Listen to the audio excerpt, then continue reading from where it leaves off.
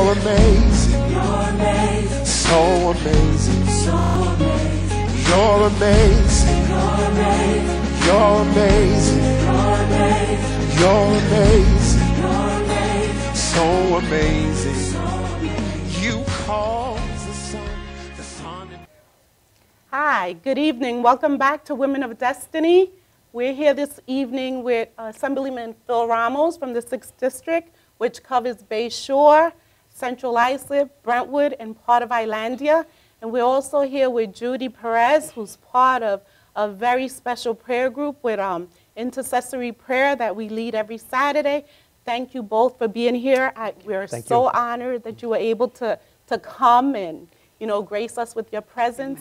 Phil, we asked you here so you can give us your views and visions as to where you want to take our community. Victoria Serpa was here last week, and we wanted to give you equal billing, so you can tell everyone what you're about and where you want to take our community. Thanks. Thanks for the opportunity. You're welcome. What can you tell us about where you want to take the community, what changes you want to foresee in our community? Also, what can you tell the people? What new things are you envisioning for us? Well, first off, as I said, thank you. This is a great medium for which to be able to put out issues to the community. Yes. As you know, we're in a campaign now, but I say positive. I feel that the way to conduct a campaign is just put out your record, speak about yourself. When people run for office and feel that they have to win by putting down their opponent, I think that turns off a lot of people, and really it's, nobody wins with negativity by making their opponent the Antichrist. So I applaud my opponent, welcome her to the race. I will point out the contrast, the differences between us, and that's what I think what the public needs to know is when they're making a choice of who to vote for, they need to know exactly what they stand for, judged by their record and their vision in the future. So I've been the assemblyman for the past 12 years, the first Latino state elected official on Long Island. Yes. It was a very grassroots effort when we first started to run, and the thought that a Latino could win this office was something very remote. And we started off with very little resources, knocking on thousands of doors, and within a couple of months lost about 25 pounds. By the grace of God. Walking around, yes. By the grace of God, I won. Somebody who came from a background that had nothing to do with politics. I was a police officer for 20 years. And people didn't know me as somebody being involved in politics. They knew me, I guess, somewhat of an activist. I was a police officer, and I took legal action against my police department twice for racism against our community and the police officers, and we were successful.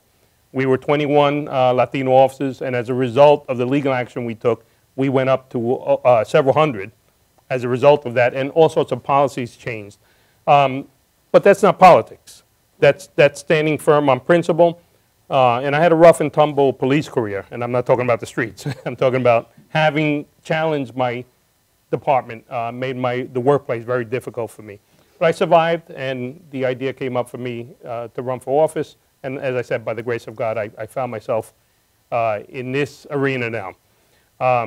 To be able to fight for some of the things that I believed in, but now with the power of elected office behind me. And I found that politics was not much different than what I had experienced in the police department. And within a couple of years, I found myself again having to speak truth to power. When we had our county executive, who was from my party at the time, Steve Levy, conducting all his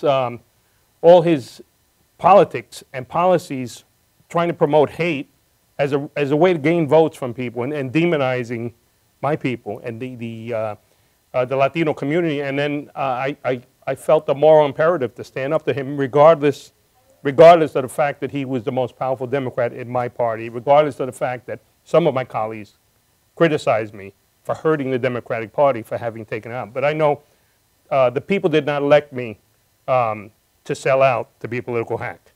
And I did that. And thank God that today things have changed. Steve Levy is gone. What can you tell your constituents about, the changes that need to take place in our community?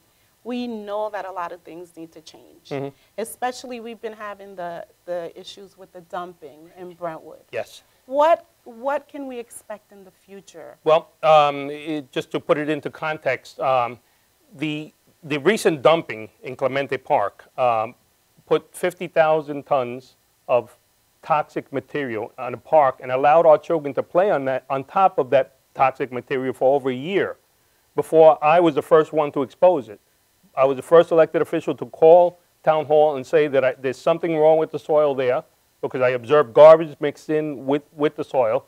And they responded by trying to take this soil out, which is totally putting the community in danger. When you have a toxic waste in the ground, there's procedures for which you have to take them. You can't the proper right. way, You can't just put them on trucks and take them out. It turns out that as a result, I got the DEC involved. The district attorney started a criminal investigation, and you know, I'm explaining this so that people understand. Most people know about this situation, many don't. What happened here? The reason why that happened was because it would have cost the contractor a lot of money to get rid of that legally. So the suspicion is that they were permitted to do this as the path of least resistance, which I identify as a case of environmental racism. Now, here is a point where we point out a contrast between me and my opponent. My opponent says that I should not talk about racism, that this has nothing to do with racism. And I submit that not only does this have to do with racism, but we have a long history of town hall permitting environmental racism in our community. We're the only place on Long Island that has 3 power plants within a 5-mile area. One of them emitted sulfur levels at an illegal level, was fined $500,000 for 10 months. All Regis Park was breathing sulfur. Gravel pit sited on 5th Avenue right next to the precinct, blows sand into all the homes there. Not to correct you, but we've changed the name from Regis Right, Park. I'm very sorry. Yes. To Brentwood Gardens. Brentwood Gardens, I'll try and So remember we that. have to call it what it is. If we want change, we want transformation. Right. We want something different, we have to call it Right. what it is. I know that Brentwood is a dumping ground. Right. I feel that it is. As a matter of fact, I mentioned it when Victoria was here. We mentioned the sober houses, the outreach houses, you know, we have everything in Brentwood. It's like, you know, it's put it there. They're not going to say Path anything. of least resistance. Yeah, but that's not what it is. Right, and that's why I'm fighting against, because most of these projects are cited by Town Hall. Town Hall is in charge of housing. Town Hall is in charge of industries that set up, right, where in the area where Brentwood Gardens, a garbage processing plant was permitted to be sited in a neighborhood that stinks up the entire neighborhood. Yeah, I remember Now, I you know, called you on that a couple of years ago, about 2-3 years ago. Again, there's, you know, my opponent says that's not environmental racism. I know, and everyone in my community knows, that this would never happen in Smithtown. These things would not happen with the frequency.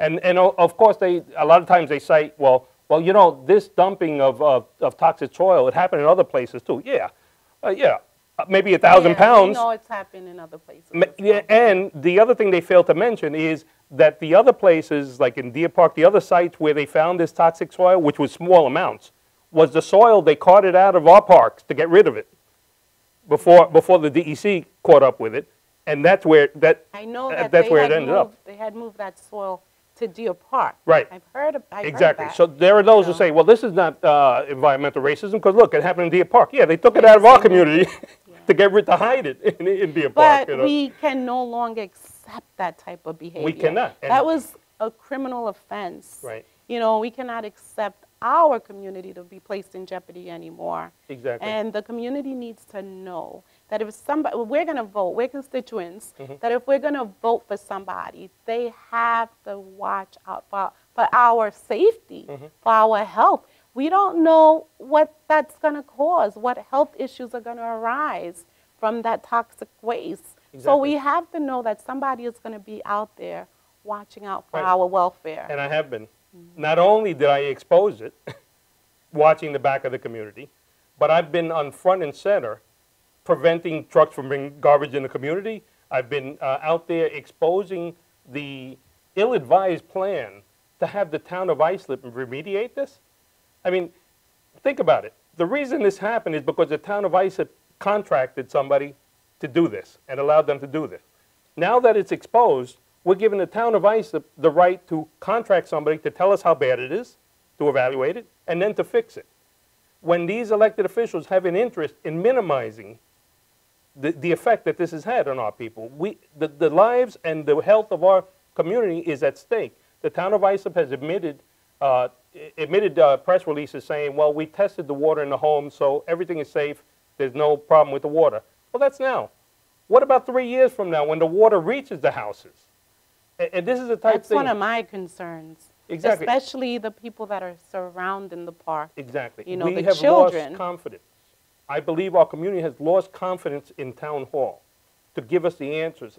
And that is why, number one, I brought in the state DEC in to oversee the project. And we're taking it a step further. I believe that the federal EPA should step in because we can no longer count on local politics not entering into this situation. And how can we put the fox to watch the hen house and give the town the right to clean this up when it's in their interest to do it as cheap as possible and really, you know, minimize it? And secondly, how can we put the town in charge of telling us how bad this is? How can you hold them accountable as the state assemblyman of our district? Well, I just explained to you what I'm doing by bringing in agencies to oversee, because if I don't do that, then it's just left up to the town to feed us whatever information and to clean it in any way they feel feasible without any kind of oversight. When we have a lapse of judgment from the town to begin with that caused this, now we cannot solely count on the town to do this job. We have to have oversight. So again, bringing in the EPA, bringing in the DEC, okay. and discovering it to begin with were my way of having the back of our community, as you say. And I'm not one who subscribes to those who say, let's not talk about it. Let's not talk about it. Let's not identify it as, let's wait till the investigation, which again, I'm pointing out a contrast, you know, and my opponent has a right to her opinions. But she says that I should not be speaking until there's an investigation done. I don't believe that. I believe that we have to demand the answers now.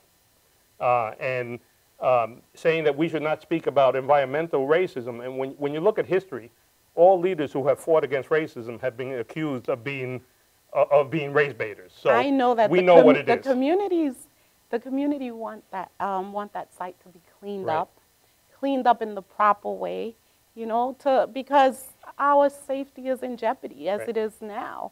And I think I had read in Newsday that it was going to take 10 years to be cleaned up. I know they've already started, but as a constituent, as a voter, registered voter, I want that to be cleaned up as quickly as possible. And their plan is inadequate. And I exposed that, and that was also reported in Newsday, that their plan is a minimal effort, and most of it's symbolic.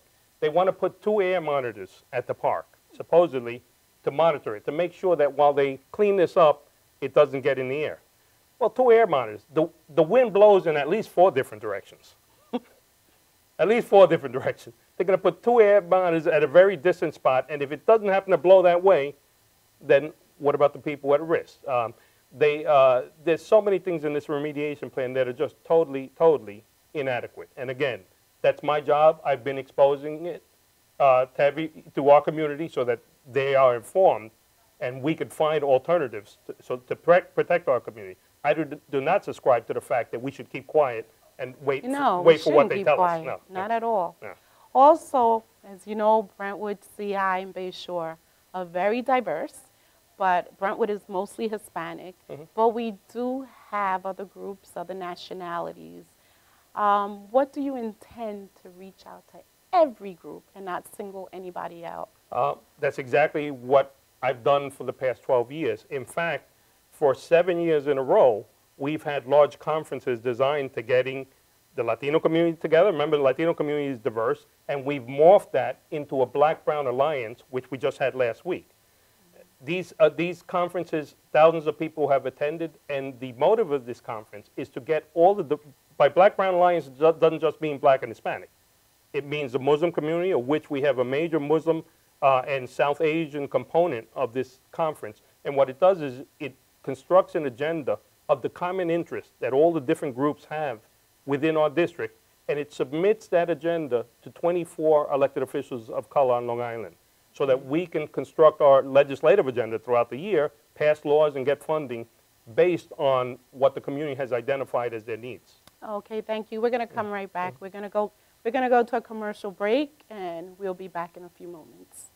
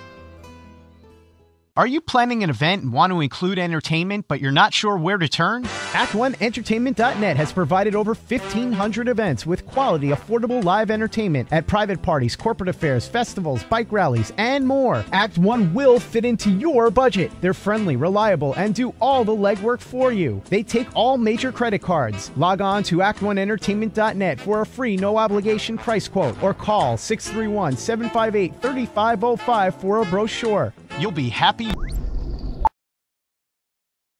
You know you already want a Toyota, but when you want more from your Toyota store, you want Smithtown Toyota, where every Toyota comes with Smithtown Toyota's Toyota for Life program, giving you lifetime New York State inspections, lifetime 10% discounts on all parts and service, 2 years of complimentary oil changes, 2 years of scheduled maintenance, and more, all at no cost to you, plus low clear-out deals on every Toyota in stock. Get more from your Toyota store. Hurry to Smithtown Toyota.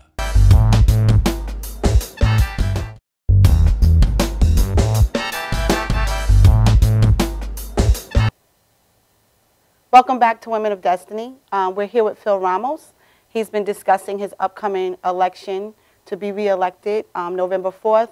We're going to go forward with him in reference to some questions that were being asked. Maxima, if you could just start off where you were and also speak to our Spanish audience. It's important that they are reached out to. Yes. Muy buenas noches. Estamos aquí con Philip Ramos. Está otra vez haciendo su campaña para el sexto distrito que cubre Brentwood, Central Islip y Bayshore y parte de Islandia. Él está aquí hablando de su visión para su próximo, si él gana sus elecciones. Él no está diciendo sus visiones, lo que él espera cambiar, lo que nosotros como gente que votan necesitamos saber los cambios que él va a hacer, necesitamos saber que él está ahí para la comunidad, necesitamos también saber que si cualquier cosa pasa en nuestro pueblo, que él está ahí para respaldarnos. ¿Qué usted le puede decir al público hispano? Bueno, saludos a mi gente. Ha sido un placer ser su representante por los últimos 12 años. Como muchos saben, yo soy el primer latino electo a nivel del estado en Long Island y ha participado en el desarrollo de nuestra comunidad. Si uno recuerda, hace 15 años atrás, había pocas organizaciones en Brentwood, tal vez más o menos 5. Hoy día hay más que 40. Hay un montón de organizaciones y eso es algo bueno y una muestra de desarrollo. Aparte de eso, hemos trabajado para crear la unión entre la comunidad hispana y otras comunidades. Acabamos de hacer una conferencia, el Somos el Futuro conferencia, que se dedicó a la alianza dentro de los latinos, afroamericanos y los musulmanes y los asiáticos para crear una agenda unida de nuestra comunidad. Ha sido un placer hacer eso y a la misma vez me encontraron en la posición de tener que hablarle la verdad al poder varias veces. Primero cuando era policía y tuve que enfrentar mi departamento como policía, demandarlo 2 veces por el racismo contra nuestra comunidad, que resultó de esa demanda, después que ganamos, que incrementaron los números de policía hispanos de 21 a más que 200. Después que fui electo, ustedes muchos recuerdan que tuve que enfrentar a Steve Levy por la política anti-inmigrante que empezó en Long Island. Y gracias a Dios, Steve Levy no está ahí ahora y el tono del condado ha cambiado. Hoy día tenemos un ejecutivo que hace todo lo contrario. Él apoya a la comunidad y da acceso a diferentes idiomas con traducir los documentos y los servicios del condado y ha detenido las deportaciones de la cárcel de Suffolk County.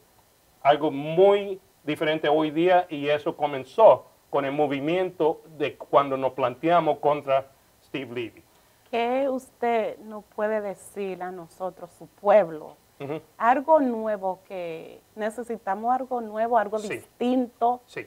Tenemos, bueno, como estamos enfrentando la situación del envenenamiento de nuestro parque, nosotros tenemos que unirnos como comunidad para no permitir que nuestra comunidad sea un lugar donde tiran todos los proyectos desagradables, poniendo las familias en riesgo. Pero aparte de eso, yo pienso que el próximo nivel para nuestra comunidad, para el desarrollo de nuestra comunidad, es desarrollarlo de una manera económicamente. Empecé un par de años atrás a construir un plan. Empleamos una compañía para hacer un plan bien complicado para el downtown de Brentwood y Central Islip, que va a crear un desarrollo donde el downtown de Brentwood es, como se dice en inglés, un international row, un lugar donde gente viene para comer comidas distintas de diferentes países, utilizando eso como una atracción. Entonces, mientras hay desarrollo económico, utilizando la cosa que tenemos nosotros es cultura, diversidad, buena comida, utilizando eso como una atracción, que ninguna otra comunidad puede competir con nosotros, eso va a crear un desarrollo que va a crear más trabajos, va a embellecer nuestro downtown. Los trabajos son importantes porque ahora mismo la juventud nos está quedando en Long Island. Nuestra gente ya mayores nos están quedando, nuestro anciano, porque como Dorina dijo, la vivienda aquí es demasiado cara. Los impuestos están demasiado altos. ¿Qué usted nos puede decir sobre eso? Bueno, por la primera vez enfrentamos eso de una manera que empezó a frenar los impuestos, porque pusimos un tax cap, que por la primera vez que era un límite, que los impuestos no podían subir más que una cantidad, porque en nuestro pueblo había veces 8%, eso subía anual. Ahora uno ve que tal vez sube 2%, mientras la población de estudiantes incrementa, hay que poner más fondos, pero no puede pasar ese límite. Empezó a frenar el tax cap. Ahora, eso dicho, hay un defecto en la manera en que los fondos vienen a las escuelas. Y ese defecto está hecho dentro del formulario, que es otro caso que yo siento de racismo, porque esto afecta las comunidades de color. Si uno basa los fondos que recibe una escuela, si uno lo basa en los valores de casa, entonces, claro, es lógico que un vecindario que tiene casas que son mansiones de millones de dólares va a recibir mucho más para sus estudiantes que una comunidad pobre o clase media. Entonces, esa desigualdad es parte del formulario. Eso es lo básico, que tenemos que cambiar esa manera. Entonces, si van a dar un mínimo a nuestras escuelas y después van a limitar la cantidad de taxes que pueden subir, es un dilema que tenemos que arreglar. La manera de arreglar eso es cambiar ese formulario cambiarle ese formulario, porque eso crea una desigualdad y en Long Island tenemos un sistema de educación de dos clases, uno para los pobres, uno para los ricos. Sí. Y debe de ser igual para todos. Debe ser igual para todos. Ujú. Sí. Ahora Dorina le va a preguntar a usted. Okay, You could so- ask him the questions in English. All right, so, yeah, because my mother is watching. So, so what is your vision for education competency and integrating students of immigrant families' endeavors for success? All right. Various things. I just spoke a little bit in Spanish about the two-tier educational system we have on Long Island. And it's clear. It's clear. There's one for the rich, one for the poor. Right. All you have to do is go to the schools in the poorer communities and middle class and go to the wealthier communities. And it's built into the formula because logic would tell you a community with $1 million mansions, you're basing the funding on the values of the home. So Right. a community with $1 million mansions is going to have a windfall for their children, and a poorer community has less values in their homes, is going to have less money. So, so that inequity is built in to the system. See, racism today is rarely what it used to be in the 60s, where somebody comes up to you and calls you the N-word or says something like that. Today, racism is done with a calculator. A calculator that, regardless of the formula, the end result is the same. It's an inequity in our community. Right. And so, and we can no longer battle that in the same way we did in the 60s by marching with signs. Right. We have to figure out that formula. Right. And we have to take control of that calculator. So education is a clear example of the intrinsic problems in the system that always ends up in inequity. And then when you go to upper education, you have the same scenario. You have a poorer child who goes to college. If he manages to get to college, he goes to college. He has to take all sorts of loans. Right. The wealthier one, And the parent, too. right? And the wealthier family, they're paying for their child, right? So then they get done. They study for 5 years. They become a lawyer or whatever they become. The wealthier child, he has a clean slate. He's making money from day one. The other one is saddled with student loans for years, for more than 20 years. He can't even get off the ground. So he's even, behind the starting gate. Right. Even after he has graduated. These are things, again, that we have to look deep into these issues and correct the inequities. And we have to educate our own community about it. Because, Right. because these inequities are so hidden and so sophisticated that many times to the naked eye, they're hard to see. So, so the basic thing with education is that we have to fix those inequities. Now, in reference to the immigrant situation, there's two themes there. Number one, I'm a prime sponsor in the DREAM Act. And regardless of what one feels about somebody who crossed the border without documents, Right. the child didn't take part in that decision. It did not, and how can we as a humane country justify marginalizing a young person for a decision that their parent made, right? That's on the moral side of it. Now, on the economic side and what's best for America, let's think about what's best for America. If we marginalize a child for life, he's going to make minimum wage, right? Right. He's going to make this much, and he's going to pay this much in taxes. If we invest in a couple years of education, he's going to make this much, and he's going to pay this much in taxes for the rest of his life. If he lives to be 70 years old, he's going to pay that back over and over again. So that small investment in his education brings back returns that are unbelievable. There's very few things that government can invest in that will give you 70 years of return. That's true. So those who want to demonize these children and act like they've come here to pick the pockets of real Americans, Right. Well, nobody really here is a real American, let's be honest. exactly. That's But true. that's why I said quotation marks. Right. They were They're all totally immigrants. wrong. That's And right. again, our community must fight injustice with the truth. And we hear so much on TV that at times we start to believe What they're saying. what the pundits are Right. saying.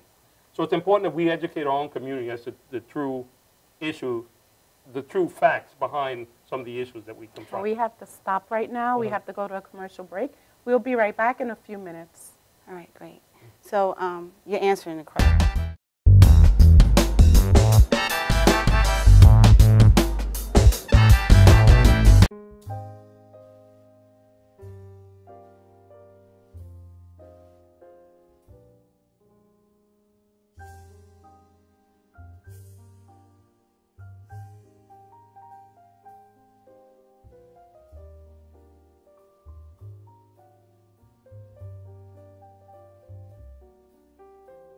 Hi, my name is Dr. Tom Dow. We have a multidiscipline practice in Melville and Ronkonkoma, New York, and we treat patients with many, many different conditions, from newborns through geriatric patients with numerous different techniques. There's a technique and a type of treatment for every class of patient. We have them all here.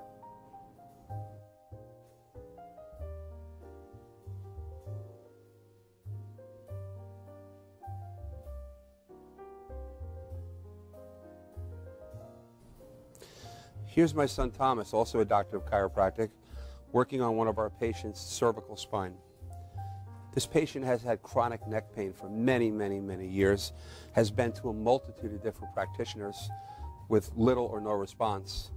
And with our specialized techniques, she has improved tremendously and continues to improve on a daily basis. We have two practices, one in Melville and one in Ronkonkoma, New York. We are a multidiscipline chiropractic office. What that means is we have chiropractors, massage therapists, acupuncturists, psychologists, all working as a team and a network of outside professionals such as orthopedists and neurologists that we work hand in hand with to help determine what your injuries are and the best way to treat your injuries. I have the great pleasure of having my son in practice with me. We work hand in hand, father and son, to give our patients the best care possible, and a staff which is loving, caring, and you'll never have to wait at all in our office for service.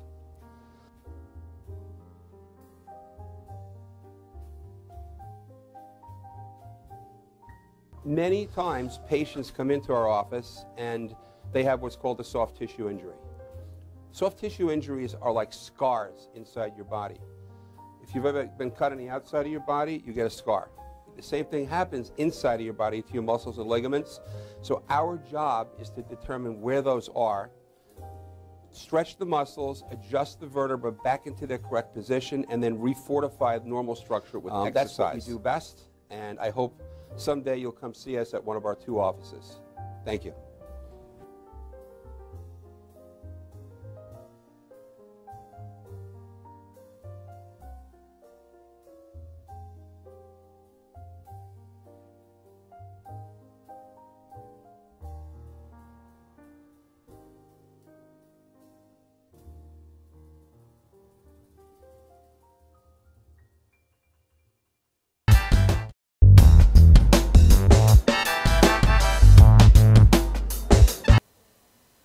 Hi, welcome back. Now we're going to have a short performance by Judy Perez. We're honoring breast cancer because this is Breast Cancer Awareness Month, and we just want to give a tribute to those survivors and those who are battling with cancer. We're here in support of all of you, and we love all of you. Right now we'd like to introduce Judy Perez.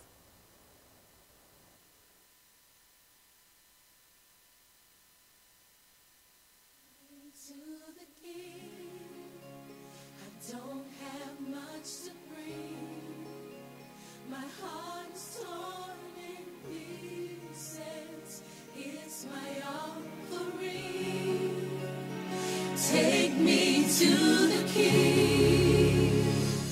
Truth is, I'm tired. Options are few. I'm trying to pray, but where are you? I'm all churched out, hurt and abused. I can't fake what's left to do. Come on. Truth is, I'm weak, no strength to fight, no tears to cry.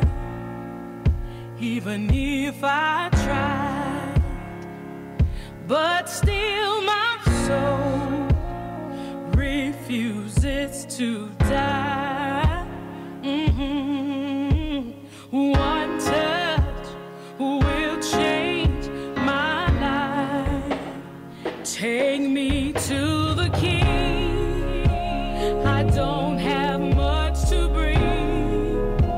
My heart's torn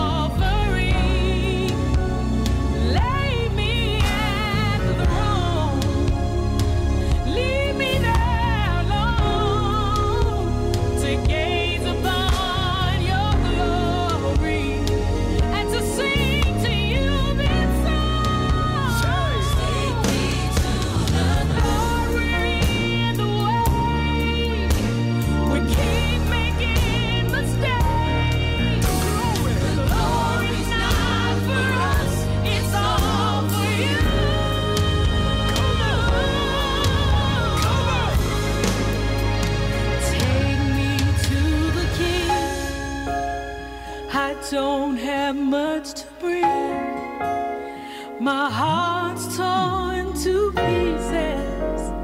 It's my offering.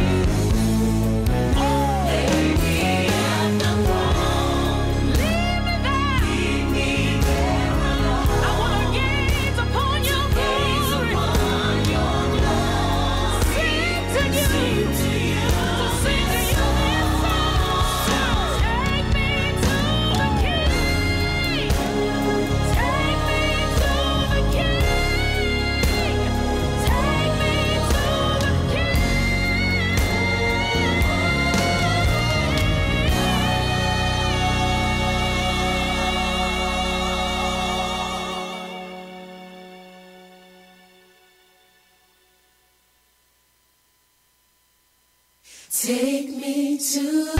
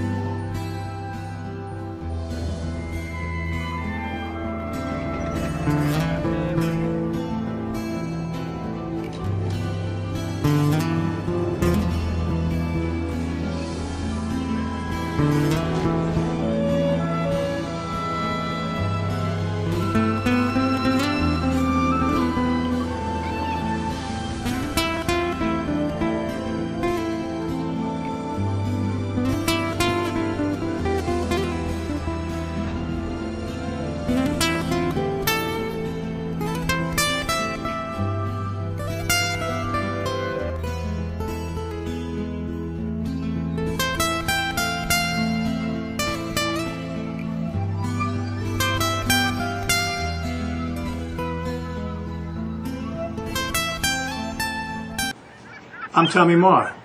I'm down in St. Bart's having a good time. A lot of people at this time, they like to go have a little cocktail. But you know what I do? I'm going to watch madhousetv.com. You got that right. Welcome to Formula Auto Wash, where every day is a great day for a car wash.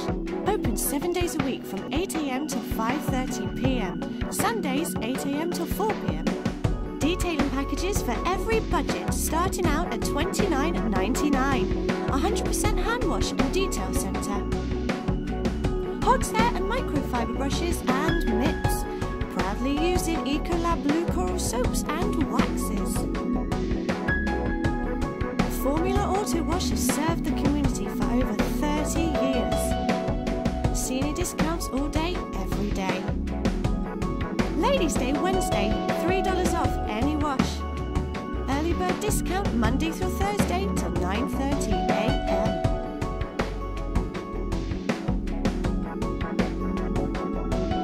Check out our website, formulaautowash.com.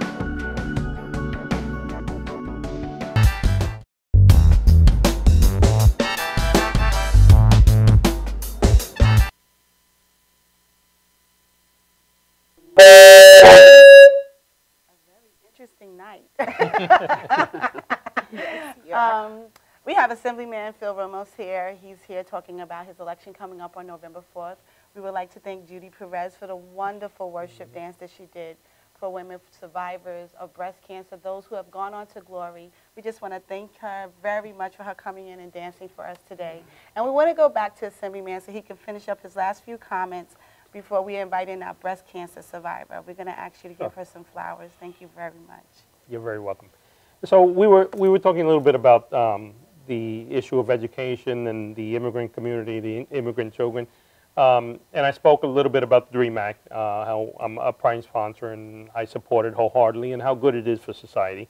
And then we have the other issue of the students who are coming to our schools now from the border, from the recent refugee situation that we're having in the country. And you know, before I even get into some of the issues around that, I would just like to say that these are God's children. Right. Right? And I reject any attempt to vilify them or treat them as conscious criminals who cross the border to come here to pick the pockets of Americans. I totally reject that contention. We have a moral imperative, a moral obligation to provide for these young people, for God's children. So with that, I'd rather speak about it in a more practical sense about, you know, what do we do? You know, we're getting a lot of students here. Hempstead has an issue with a lot of the students. And how do we provide for them? So that you understand the issue a little bit.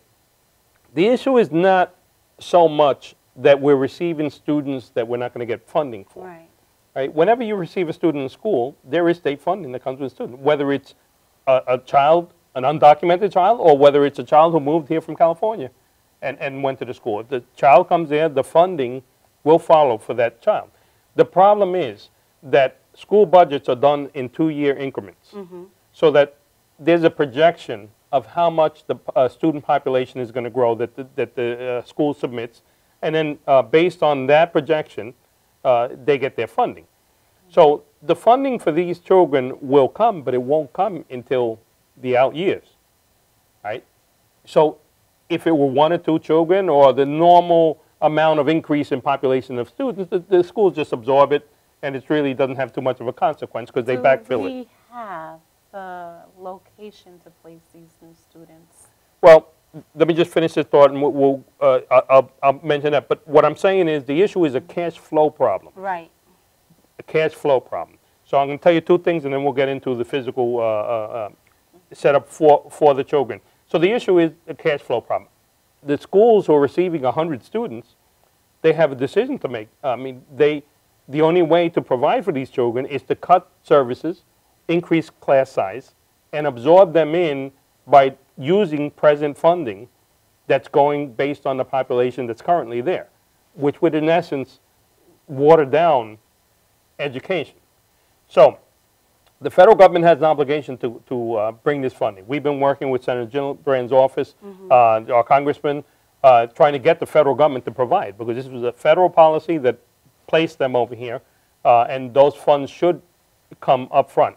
The thing I'm doing at the state level is through education department, I'm trying to find a way so that the schools can free up money that they normally don't use in the classroom, construction money, project, pools of money that they don't have the flexibility to use that for the classroom, but allow them on a temporary basis to use that to correct their cash flow problem so that and they can backfill it when the funding comes. So those are the 2 ways that we're confronting I know at this one situation. point that they were thinking about bringing charter schools into the Brentwood, Central Islip, and Bayshore district.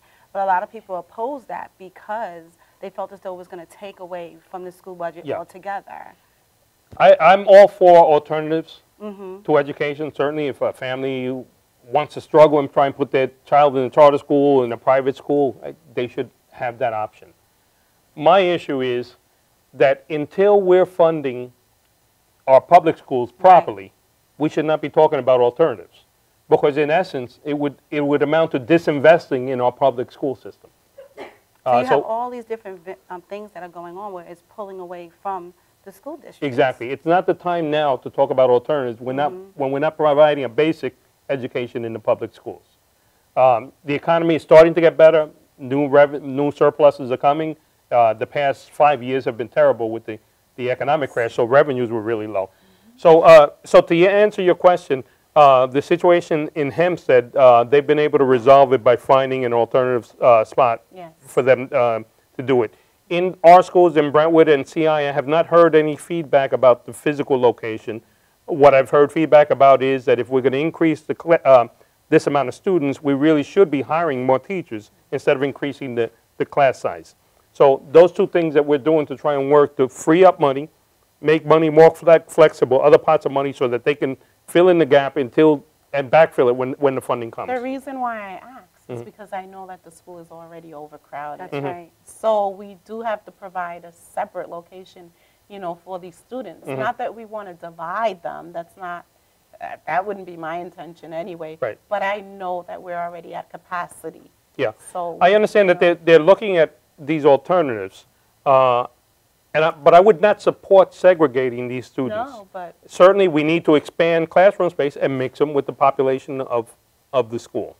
But I do not support segregating in any segment of the student population. Well, what about the spacing? Because you said they didn't find spacing here. I know New York Tech or the college, there's plenty of space there. Yeah. Maybe that could be an area that you can actually look into. Yeah, from what I understand, they do have something in mind because they haven't brought that to me. You know, and the main issue they brought was the issue of teachers. Okay. That's a costly item for them. So apparently they have in their sight some alternatives. But certainly if we end up with that issue, then the corresponding, in other words, if a school under normal circumstances, the population grew by 200 students, the capital funding would normally come under the school formula to provide for extra classroom space. All those things are built into the formula. The issue is they're here now. Right. What do we do now? yeah. So freeing up the funding and giving them the ability, more flexibility with present funding to allow them to do what they have to do now and then backfill when the funding comes from the federal government and from the state later on, that's the answer to both the construction issue and the classroom issue. Okay, I think that's good, you know. So, well, we are honoring breast cancer survivors for breast cancer, and we do have a survivor here tonight. And I would like you to present her It would be with an the honor. flowers tonight, if possible. Gwendolyn McLeod, could you please come forward?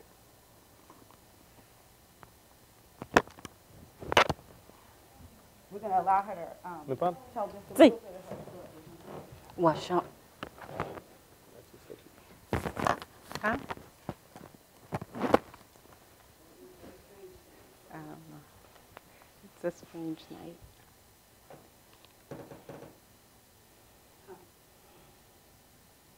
Senator and Phil Ramos, this is my aunt Gwendolyn McLeod. Wash it there. Hi, Gwendolyn. Very good to meet you. She is a survivor of cancer. If you could just tell me how long? Well, the first time, this is the second go around.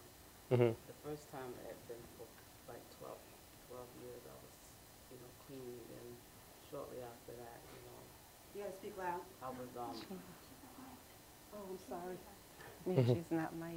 We did things a little different tonight, so. It's just. All right, so let's just thank you. If you could just speak into here. I was a survivor for 12 years. And then shortly, like in March, I was diagnosed again, cancer again in the chest, cancer stage 4. So I'm believing in God. I'm standing on His word that I'm going to survive. He did it for me the first time. He'll do it again. Amen. Well, Yes. So we wanted the Assemblyman I would love give you to the flowers. give you these flowers. As somebody who's come from personal experience with this, I lost both my parents to cancer 2 years ago in the same year. And yet they struggled, and they had fought with it for many years and lived a good quality of life and having bounced back and, like many. And I understand your struggles, and I do know that faith is what gets us through it. Absolutely. And I do know that miracles do happen. Absolutely. And so I ask for all the blessings of God, and I present you with these Thank you. with these flowers. Thank you. Thank you so much. Cool. Thank you. And we can't forget the ones that take care of them behind the scenes, just like you did. And my mother, she's here tonight as well. She has been faithful by my aunt's side. She's been taking her back and forth to all her doctor visits. I want her to be honored tonight, too.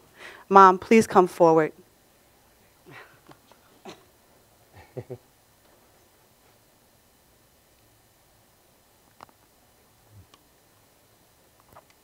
I said, this is very unorthodox tonight. Mom, good to meet you. Mucho gusto. Mom, I would also like to present you with flowers, certainly having gone through this kind of the same situation in dealing with this as a family issue. I hope that these flowers are just a symbol of the faith that we all have, that things will be well with you and your family members, and a recognition of the love that you have in your heart that really keeps us all going and that gets us through everything. God bless you. Thank you. Thank you. Thank you, Phil Ramos. We really appreciate it. You're Thank very you so much. Bye-bye now. And I know this is a little unorthodox tonight. We're way out of our comfort zone, but I just really wanted to honor. Yeah. I felt it really was important. Many of us have had loved ones that Maxima, Women of Destiny, Judy, all have loved ones who have succumbed to cancer, those who are struggling with cancer. My grandmother, Alma Williams, who just recently went on to glory, she also had suffered with cancer. A friend of mine, Jason Jackson, has gone on to glory. I just wanted to acknowledge tonight to let you know that though you are not with us and those that are with us, we love you here at Women of Destiny. Maxima, please come forward. It is important that we recognize those that are fighting the battle and that they are surviving. We at Women of Destiny wanted you to know that we love you dearly, and we wanted to bring our assemblyman here to say that we honor those that are fighting the good fight of faith. Amen. Amen. Amen. Where are we on the show? Because I'm a mess tonight. So thank you. Thank you so much. Thank you for coming. Thank you, Maxima. Thank you. Thank you. Bye-bye, sweetheart. Bye-bye. Gracias. We'd like Judy to close us out in prayer tonight. Yes. Amen, I will. Yes. Okay, Auntie, if you can just stand here, Mom, just stand there. And we're just going to close out in prayer tonight. Like I said, it's a little unorthodox tonight. If you could just bear with us for a moment. Judy. Amen. Gracias, Señor, por esta oportunidad, Señor Jesús, de estar aquí, Señor, en este programa, Padre de la Gloria, que fue de gran bendición, Señor Jesús, porque nos traíste diferentes personas con diferentes temas, Padre de la Gloria, más con el tema del cáncer, Padre de la Gloria, que en este mes, el mes de octubre, Padre de la Gloria, se está haciendo la awareness del cáncer, Padre Santo. Padre, te damos gracias, Señor, porque tú estás en medio de nosotros, tú cuidas de nosotros, tú traes familiares que nos ayudan en esos momentos difíciles como un soporte. Y esas personas que son guerreras con el cáncer y sobreviven, Padre. Te damos gracias también por mi hermana, por su familia, Padre Eva, que no fue sobreviviente, pero fue gran luchadora y gran guerrera. Gracias, Señor, por tu bendición, Padre. En el nombre del Padre, del Hijo, del Espíritu Santo. Amen. Amen. Amen. Amen. So just a little different tonight. God loves you. We love you. And we want you to know to continue to come back. In Jesus' name. Blessings on you, Auntie Gwen. Mom, I love you. Judy, Maxima. You did an awesome job today. Amen.